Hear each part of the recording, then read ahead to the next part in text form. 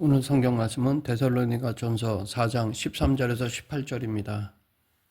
우리는 시간이 빨리 지나간다는 것을 느끼며 아쉬워하거나 우울해할 때가 있습니다. 게다가 세월의 흐름에 따라 몸이 전과 같지 않다는 것을 느낄 때 더욱 그러한 마음이 듭니다. 그러나 세월이 빨리 가는 것을 꼭 슬퍼할 필요는 없습니다. 왜냐하면 시간이 지날수록 우리의 소망은 더 커지기 때문입니다. 사도 바울도 로마서 13장 11절 하반절에서 이제 우리의 구원이 처음 믿을 때보다 가까웠음이라 라고 하였습니다. 이것은 완전히 천국에 들어가는 영화를 가리키는 것입니다. 예수님을 믿고 영생을 받은 구원 이후 받는 구원, 즉 성화의 과정을 지나고 있는 우리는 몸까지 모두 구원받는 영화에 가까이 왔다는 것입니다. 다시 말해 시간이 흐를수록 주님의 재림이 가까워지고 있다는 것입니다. 여러분은 예수님의 재림을 간절히 기다리고 계십니까? 아마도 별로 없는 것 같습니다. 왜냐하면 이 세상에는 재미있는 것들이 많고 하고 싶은 것들도 많아서 세상을 떠나고 싶지도 않고 죽음에 대해 생각하고 싶지도 않기 때문입니다. 그래서 예수님께서 천천히 오셨으면 좋겠다고 생각하는 사람들이 있을 것입니다. 반면에 믿음을 지키기 힘든 상황에 놓인 사람들의 마음은 다를 것입니다. 핍박의 시대를 살아가는 사람들은 하루속히 예수님이 재림하시길 바랄 것입니다. 초대교회 성도들도 그런 마음이었을 것입니다.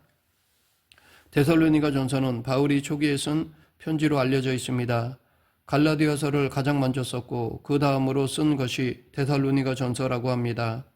갈라디아서는 예루살렘 공회 직전에 썼다고 보는데 1차 전도 여행을 끝내고 갈라디아 교회 성도들이 금방 유대주의자들에게 넘어갔기 때문에 빨리 써서 보낸 것입니다.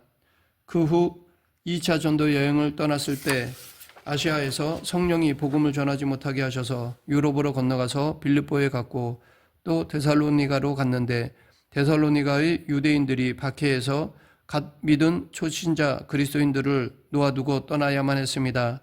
그래서 베레아로 갔다가 남쪽 아테네로 갔는데 그 후 실라, 디모데, 누가를 보내서 빌립보, 데살로니가, 베레아에서 사역하도록 하였습니다.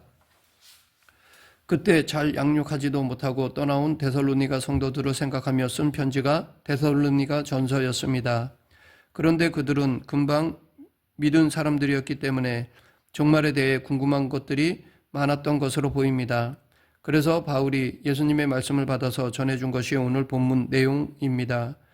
오늘 본문을 통해 예수님 재림 때 일어날 일들에 대해 알아보겠습니다. 16절 주께서 호령과 천사장의 소리와 하나님의 나팔 소리로 친히 하늘로부터 강림하시리니 그리스도 안에서 죽은 자들이 먼저 일어나고, 여기서 주목할 것은 예수님이 친히 오신다는 것입니다. 예수님은 천사 다른 대리인을 보내시는 것이 아니라 친히 오실 것입니다. 그런데 이 세상에는 자기가 그리스도다라고 하는 사람들이 있는데 다 가짜입니다. 분명히 성경에는 가신 모습 그대로 다시 오신다고 하셨습니다. 그러기에 자기가 메시아다라고 하는 사람들은 다 가짜이고 사기꾼입니다. 예수님은 이 땅에 사시던 모습 그대로 다시 오십니다. 그리고 예수 그리스도께서 재림하실 때 세 가지 놀라운 현상이 일어납니다. 먼저 예수님이 하늘에서부터 오실 때 큰 호령이 있습니다. 즉 예수님이 하늘에서 내려오시면서 큰 소리로 명령하신다는 것입니다. 이것을 16절 하반절에 그리스도 안에서 죽은 자들이 먼저 일어나고 라는 말씀과 연결해 보면 예수님의 명령은 죽은 자를 살리시는 명령이라 할 수 있습니다. 예수님은 나사로가 죽어 무덤에 묻혔을 때 무덤 밖에 서서 큰 소리로 부르셨습니다. 또한 죽은 야이로의 딸을 향해서도 그러하셨습니다. 이처럼 예수님은 죽은 자의 이름을 부르시며 명령하실 것입니다. 예수님은 요한복음 5장 25절에서 진실로 진실로 너에게 이르노니 죽은 자들이 하나님의 아들의 음성을 들을 때가 오나니 곧 이때라 듣는 자는 살아나리라 라고 하셨습니다. 우리가 영원히 무덤에 누워있는 것이 아니라 언젠가 무덤에서 나오라 하시는 예수님의 음성을 들을 때 영광스러운 몸을 가지고 일어나게 될 것입니다. 그런데 시체로 있거나 뼈로 있다가 아니면 유골로 있다가 나중에 나오라고 하실 때 갑자기 몸으로 나오는 것이 아니라 천국에 이미 가 있던 영혼이 와서 육체로 부활한다는 것입니다. 즉 시체가 갑자기 일어나거나 뼈로 있다가 갑자기 사람이 되는 것이라기보다는 정확하게 알 수는 없지만 영혼을 데리고 오셔서 그것이 새로운 몸을 입게 된다는 것입니다. 혹자는 이것을 오해하여 화장하는 것을 부정하는 경우가 있는데 우리의 육은 우리가 부활할 때의 몸과는 상관이 없습니다. 계속해서 예수님의 호령 다음에는 천사장의 소리가 뒤따릅니다. 천사장은 크게 소리칠 것인데 이들은 예수님의 명령을 반복합니다. 예수님이 죽은 자들을 위하여 일어나라 라고 하시면 천사장은 주님의 명령이다 일어나라 라고 소리친다는 것입니다. 그리고 천사들은 땅끝까지 다니며 예수님의 택함을 받은 사람들을 사방에서 모읍니다. 다음은 하나님의 나팔 소리입니다. 예수님이 재림하실 때 하나님의 나팔이 천지를 진동할 것인데 이 나팔 소리는 죽은 자들을 불러일으키는 소리입니다. 군대에서도 기상 나팔 소리를 듣고 모두 잠에서 깨어나듯이 우리는 하나님의 나팔 소리를 듣고 죽음에서 일어나게 된다는 것입니다.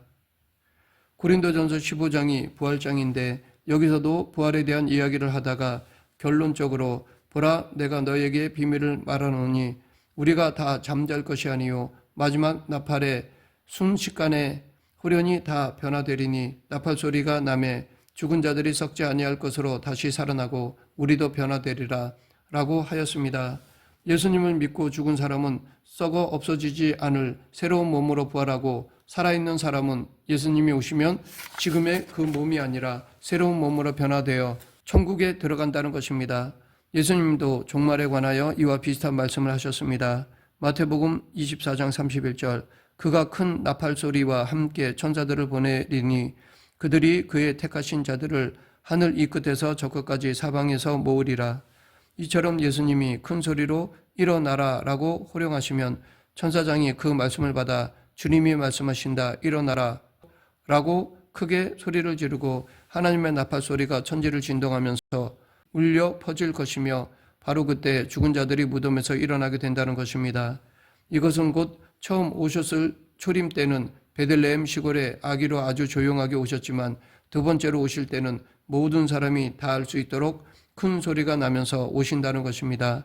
그런데 이것을 가지고도 또 이상한 말을 하는 이단이 있습니다. 나팔 소리가 벌써 났다는 것입니다. 그러나 나팔 소리가 날 때는 이렇게 애매모호하게 나지 않습니다. 이 마지막 때의 나팔 소리는 누구나 다 들을 수 있도록 확실하게 납니다. 그리고 그때 죽은 자들이 무덤에서 일어난다고 했기에 이런 현상이 일어나지 않으면 다 가짜입니다. 그렇다면 몸이 부활한 다음에는 어떤 사건들이 일어날까요? 17절 그 후에 우리 살아남은 자들도 그들과 함께 구름 속으로 끌어올려 공중에서 주를 영접하게 하시리니 그리하여 우리가 항상 주와 함께 있으리라. 여기에는 죽은 자들의 부활 다음에 일어날 세 가지 일들이 간략하게 묘사되어 있습니다. 첫째, 살아있는 자들도 죽은 자들과 함께 구름 속으로 끌려 올라갑니다. 예수님이 재림하실 때 믿는 사람 중에도 두 종류가 있습니다. 하나는 이미 죽은 사람들이고 또 하나는 예수님 재림 때 이 땅에 살아있는 사람들입니다. 예수님이 다시 오실 때 이전에 죽은 신자들의 영혼을 주님이 데리고 오셔서 그들이 먼저 무덤에서 일어나고 그 다음 이 땅에 살아있는 그리스도인들이 부활하신 신자들과 함께 구름 속으로 끌어 올려지게 된다는 것입니다. 그때 이 땅에 살아있는 사람들도 새로운 부활의 몸으로 변화될 것입니다. 여기서 우리는 두 가지 표현에 주목해야 하는데 하나는 구름 속으로이고 다른 하나는 끌어올려지다라는 말입니다. 먼저 끌어올려지다라는 말은 헬라어 원어로 하르파조인데 이것은 아주 격렬한 행동을 묘사하는 단어로서 마치 독수리가 물 위를 날다가 수면 아래에 있는 물고기를 발견하고 번개처럼 내려와 날카로운 발톱으로 물고기를 낚아채서 하늘로 솟구쳐 오르는 모습을 의미합니다. 그처럼 우리도 초자연적이고 강렬한 힘에 의하여 낚아챔을 당하듯이 하늘로 끌려 올라가게 된다는 것입니다. 살아있는 사람들은 죽었다 부활한 사람들과 함께 구름 속으로 끌려 올라가는데 성경에서 구름은 하나님의 임재를 상징합니다. 하나님이 하늘에서 지상으로 내려오실 때 영광의 구름이 나타나셨듯이 예수님이 다시 오실 때도 영광의 구름이 나타날 것이고 성도들은 모두 하나님의 구름 속으로 끌려 올라가게 될 것입니다. 둘째, 공중에서 예수님을 영접합니다. 구름 속으로 끌려 올라간 후 우리는 공중에서 예수님을 영접하게 됩니다. 여기서 영접은 헬라어로 아판테시스인데 고대 그리스 로마 시대에는 어떤 고위 인사가 한 성읍을 공식적으로 방문할 때 성의 유지들이 나가서 그를 영접하는 행위를 아판테시스라고 불렀습니다. 요즘도 비슷합니다. 다른 나라의 대통령이 방문하면 나라의 고위 관리들이 비행기 앞까지 나가서 영접하는데 그런 것이 아판테시스입니다. 이처럼 우리는 하늘로 끌려 올라가 공중에서 예수님을 영접하게 되고 그런 후에 예수님은 우리와 함께 이 땅에 내려오시게 됩니다. 그것이 바로 영광스러운 재림이며 다시 오시겠다고 하신 약속의 성취입니다. 셋째, 하나님의 영광스러운 임재 회복입니다. 예수님 재림 이후 하나님의 영광스러운 임재가 회복되는 역사가 일어납니다. 즉 예수님이 이 땅에 다시 오신 다음 우리는 항상 예수님과 함께 있게 됩니다. 우리가 살아있을 때 예수님이 오시면 우리가 변화되어 공중으로 끌려 올려져서 예수님과 함께 있게 된다는 것입니다. 항상 예수님과 함께 있다는 것은 중에 최고의 복입니다. 요한계시록 21장에 보면 거룩한 성 새 예루살렘이 하나님께로부터 하늘에서 내려오고 하나님은 그곳에서 당신의 자녀들과 함께 거하십니다. 그리고 하나님이 모든 눈물을 그 백성의 눈에서 닦아주시는데 이는 마치 울고 있는 어린 자녀의 눈물을 부모가 손으로 닦아주는 모습과 비슷합니다. 어린아이가 부모의 품에 안기듯이 우리가 하나님의 품에 안기게 된다는 것입니다. 인류의 조상 아담과 하와가 하나님처럼 되고자 하는 마음을 품고 먹지 말라 명하신 선악을 알게 하는 나무의 열매를 따먹은 이래 인간은 에덴 동산에서 추방당했습니다. 그렇게 인간은 하나님의 임재를 상실하게 되어 하나님 없이 살게 되었습니다. 이러한 하나님의 부재가 모든 비극의 시작입니다. 그러나 하나님은 당신이 창조하신 세상이 완전히 망가지는 것을 그냥 두고 보시지만은 않으십니다. 예수님은 반드시 다시 오셔서 모든 것을 회복하십니다. 최종적으로 사탄을 완전히 정복하시고 모든 악의 세력들을 완전히 제거하십니다.